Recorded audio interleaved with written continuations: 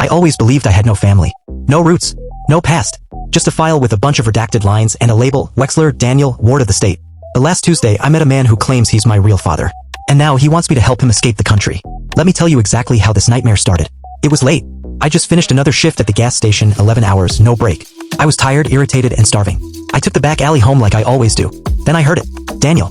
Not Dan, not hey man. He said it like he knew me. Like he'd been practicing it.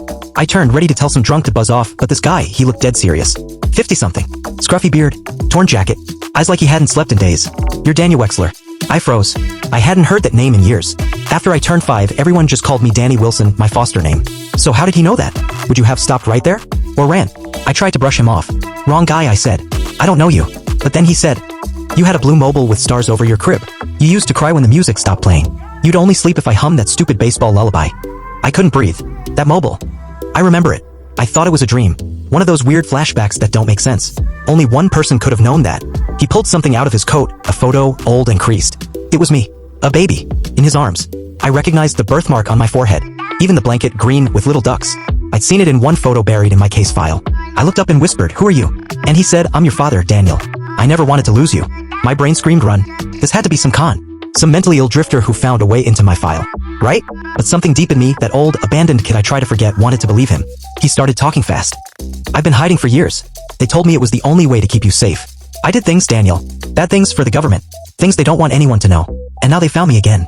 He handed me a second photo. A group of men in military gear. One of them was circled in red. That man is hunting me. And he's close. I need to get out of the country now. I need your help. What would you think if someone dropped all that on you in the middle of the night? I told him I needed time. I gave him my burner number and left. Shouldn't have.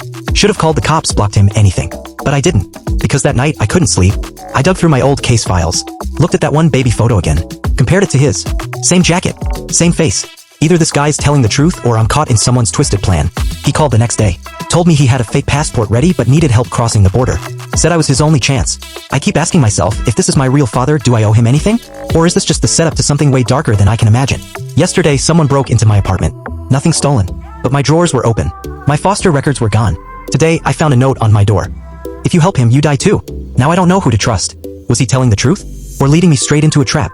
And if he is my real father, why is he dragging me into this now? So here's my question to you. If a stranger claimed to be your long-lost parent, knew things no one else could, showed you proof, and then begged for your help to escape the country while someone else threatened to kill you both, what would you do?